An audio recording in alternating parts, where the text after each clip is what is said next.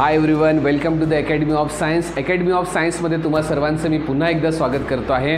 आज मुलांना आपण बघतोय हेरिडिटी अँड इव्हॉल्युशन चॅप्टर, जो क्लास 10चा आपल्याला फर्स्ट चॅप्टर पाहायसाठी मिळतो आणि सोबतच त्यामध्ये असलेली एक special concept that is genetic disorder. ठीक आहे, आपल्याला पाहायसाठी मिळणार जेनेटिक डिसऑर्डर म्हणजे काय. ठीक आहे, जे अशा प्रकारचे एक डिसऑर्डर, अशा प्रकारचे डिसीज जे जन्मापासून आपल्याला मिळत आहेत. ठीक आहे, पण हे डिसऑर्डर काही एका स्पेशल कंडिशनमुळे मिळत आहे. ठीक आहे, आणि यालाच आपण म्हणतो इथे जेनेटिक डिसऑर्डर. बघूया डेफिनेशन काय आहे. Genetic disorder are cause due to the abnormalities in the chromosome and the mutation in the gene. ठीक आहे, आपण बघतोय जेनेटिक डिसऑर्डर म्हणजे जर क्रोमोझोम मध्ये जर समजा काहीतरी ॲबनॉर्मॅलिटी झाल्या तर हा जेनेटिक डिसऑर्डर होतो. मग तुम्ही म्हणणार सर क्रोमोझोम काय असते, किती असतात ह्युमन मध्ये क्रोमोझोम. चला आपण बघूया. ठीक आहे, मला तुम्हाला इथे पाहायसाठी मिळते, एक सांगायचं आहे मला तुम्हाला की क्रोमोझोम किती असतात. सगळ्यांनी लक्षात ठेवायचं आहे, ह्युमन क्रोमोझोमल नंबर आहे बेटा 46. ठीक आहे, किती असणार हा ह्युमनचा क्रोमोझोमल नंबर आपल्याला पाहायसाठी मिळतो 46. आपला हा ह्युमनचा क्रोमोझोमल नंबर आहे. यामध्ये आपण बघतो आहे प्रत्येक जो क्रोमोझोम असणार, ठीक आहे, हा सिंगल असेल तर 46 असेल. ठीक आहे, पण बघा हे क्रोमोझोम दोन पार्टमध्ये डिवाइड झालेले असतात, दॅट इज 44 आणि प्लस मध्ये जर तो मेल आपण बघतोय की 44 प्लस मध्ये इथे आपल्याला जर मेल असेल, ठीक आहे, जर तो समजा इथे मेल असेल, ठीक आहे, तर आपण बघतोय त्याच्यामध्ये एक्स वाय असेल, ज्याला आपण सेक्स क्रोमोझोम असे म्हणणार. ठीक आहे, जर फिमेल असेल तर इथे आपल्याला पाहायसाठी मिळणार XX. ठीक आहे, फिमेलसाठी XX इथे पाहायसाठी मिळणार आणि प्लस मध्ये 44 असे 46 क्रोमोझोम प्रत्येकाला असणार. ठीक आहे, मग माहिती आहे काय होते मुलांना की ज्यावेळेस एक बेबी फॉर्म होतो, ठीक आहे, त्यावेळेस कधी कधी होऊ शकते की बघा प्लस याच्यामध्ये 1 क्रोमोझोम ऍड होऊन जातो, याचा नंबर चेंज होऊन जातो आणि बघा बनतो किती 47 बनू शकतो. ठीक आहे, होऊ शकते की बघा या 46 मधून जर समजा एखादी क्रोमोझोम मायनस झाला, ठीक आहे, तर इथे आपल्याला 45 इथे क्रोमोझोम पाहायसाठी मिळणार. ठीक आहे, आणि ज्यावेळेस एका numerical changes in the chromosome,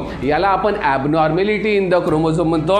generally जो एक नॉर्मल पर्सन असतो याला 46 क्रोमोझोम असायला पाहिजे, पण जर 45 असेल तर बघा तो न्यूमरिकल इथे चेंज दाखवत आहे, ज्याला क्रोमोझोमल डिसऑर्डर म्हणणार. ठीक आहे, जर इथे 47 झाला तर आपण बघतो आहे की तो न्यूमरिकल चेंज झाला आहे आणि यालाच आपण म्हणतो काय तर क्रोमोझोमल डिसऑर्डर. ठीक आहे, चला बघूया आता क्रोमोझोमल डिसऑर्डर नंबर फर्स्ट. ठीक आहे, कंडिशन नंबर सेकंड मी तुम्हाला सांगतो म्युटेशन काय असतात. ठीक आहे, म्युटेशन मध्ये आपण बघतो आहे की म्युटेशन मध्ये सगळ्यांना माहिती आहे की डीएनए अशा प्रकारचा डबल स्टँडर्ड असतो, ज्यामध्ये आपण बघतोय 3' इथे पाहायसाठी मिळणार, 5' इकडे 5' आणि इकडे असणार किती 3'. ठीक आहे, अशा प्रकारचे डीएनएचे 2 स्टँड असतात, ज्यामध्ये नायट्रोजिनस बेसेस आपल्याला पाहायसाठी मिळणार 4, that is adenine, guanine, cytosine आणि थायमिन. ठीक आहे, so adenine is always pair with the thymine. ठीक आहे, नंतर guanine is always pair with the cytosine, cytosine always pair with the guanine and thymine always pair with the adenine. ठीक आहे, मग आपण बघतो हायड्रोजन बॉन्डिंग, याच्यामध्ये डबल हायड्रोजन बॉन्डिंग, यामध्ये ट्रिपल हायड्रोजन बॉन्डिंग, यामध्ये ट्रिपल हायड्रोजन बॉन्डिंग, यामध्ये double hydrogen bonding. ठीक आहे, असा आपला एक जीन असायला पाहिजे आणि याच कंटिन्युटीला आपण डीएनए असे म्हणतो. पण आता आपण बघूया की अद्याकदाचित जर काही ॲबनॉर्मॅलिटीजमुळे, काही दुसऱ्या काही कंडिशन्समुळे जेव्हा बॉडी एका बेबीची जेव्हा जीन डेव्हलप करते त्यावेळेस जर समजा इथे काहीतरी चुका झाल्या, ठीक आहे, होऊ शकते इथे जीच्या सोबत आपल्याला सी पाहिजे, ठीक आहे, गॉनाइनच्या सोबत सायटोसिनच असला पाहिजे, पण चुकीने जर समजा इथे ॲडेनाइन जर आला, ठीक आहे, तर काय झालं, हा बेस पेअर बरोबर आहे का, नाही आहे, चुकीचं आहे आणि ज्याच्यामुळे आपण बघतो आहे की इथे एक म्युटेशन घडून येते. ठीक आहे, सो म्युटेशन म्हणजे काय तर sudden change in the gene. ठीक आहे, अचानकपणे जर समजा आपल्या जीनमध्ये जर काहीतरी एक डिफेक्ट आला, ठीक आहे, तर त्याला आपल्याला म्हणायचं काय म्युटेशन आणि म्युटेशनमुळे जेनेटिक डिसऑर्डर डेव्हलप होतात. मी 2 कंडिशन तुम्हाला सांगितल्या. Number first abnormalities in the chromosome, number second मी तुम्हाला सांगतो आहे म्युटेशन आणि याच्यावरून जेनेटिक डिसऑर्डर डेव्हलप होतात. ठीक आहे, बघूया कोणकोणते जेनेटिक डिसऑर्डर असतात. आज आपल्याला शिकायचं आहे जेनेटिक डिसऑर्डर. चला मुलांना बघूया जेनेटिक डिसऑर्डर्स काय असणार, याच्यावर क्वेश्चन पण बनतात बोर्डसाठी. ठीक आहे, चला बघूया जेनेटिक डिसऑर्डर मध्ये आपण बघू न्यूमरिकल चेंजेस. ठीक आहे, जर समजा आपण बघतो आहे की इथे नंबर जर चेंज झाले कशाचे, तर जेनेटिक डिसऑर्डर मध्ये एका क्रोमोझोमचे नंबर जर चेंज झाले एका व्यक्तीचे, तर इथे क्रोमोझोमल डिसऑर्डर बनणार. आणि बघा यामध्ये 3 डिसऑर्डर व्हेरी व्हेरी इंपॉर्टंट आहे. नंबर फर्स्ट आपण बघतो आहे disorder due to the numerical changes in the chromosome. ठीक आहे, क्रोमोझोमचा नंबर चेंज होणार, होऊ शकते 46 क्रोमोझोमचे 47 होणार किंवा 46 क्रोमोझोमचे 45 पण होऊ शकतात. ठीक आहे, पण जर हा 46 जेव्हा चेंज होऊन जातो याला आपल्याला म्हणायचं आहे क्रोमोझोमल डिसऑर्डर, म्हणजे न्यूमरिकल डिसऑर्डर आपण याला म्हणू शकतो. ठीक आहे, numerical changes in the disorder. ठीक आहे, मग कोणते आहेत ते 3 तुम्हाला नेहमी लक्षात ठेवायचे. नंबर फर्स्ट आहे डाऊन सिंड्रोम, काय म्हणायचं याला डाऊन सिंड्रोम. नंबर सेकंड आहे टर्नर सिंड्रोम, काय म्हणायचं याला टर्नर सिंड्रोम. ठीक आहे, नंबर थर्ड आहे क्लिफ लेक्टर सिंड्रोम. हे तिन्ही सिंड्रोम आपल्याला आज बघायचे आहे. चला बघूया.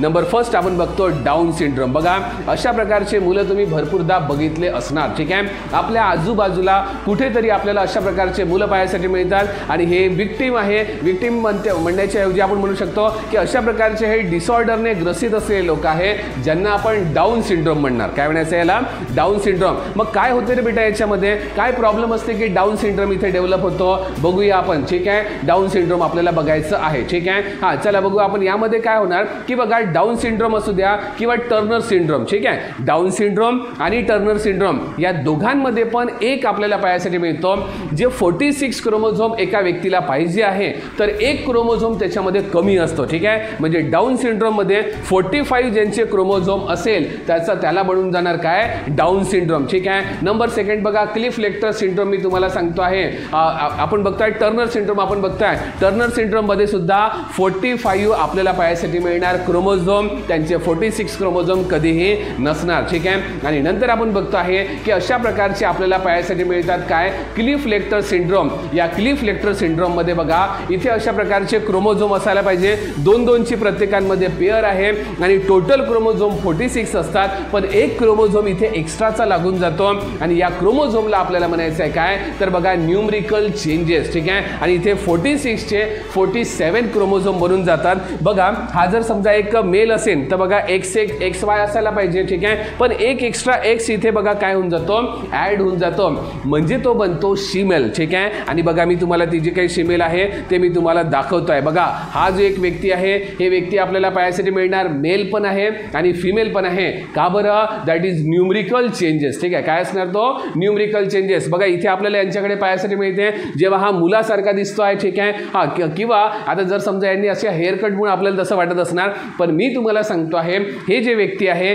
यांमध्ये दोन्ही जेंडर वर्क करतात. ठीक आहे, बघा दोन्ही जेंडर वर्क इथे करतात, ज्याला इम्पॉर्टंट वगैरे आपण म्हणतो आहे. ठीक आहे, आणि म्हणून अशा प्रकारचे व्यक्ती आपल्याला इथे पाहायसाठी मिळतात. ठीक आहे, चला बघूया इथे आपल्याला पाहायसाठी मिळणार. ठीक आहे, हे आहेत बेटा जेनेटिक डिसऑर्डर आणि अशाच प्रकारचे आणखी आपल्याला जेनेटिक डिसऑर्डर पाहायसाठी मिळतात.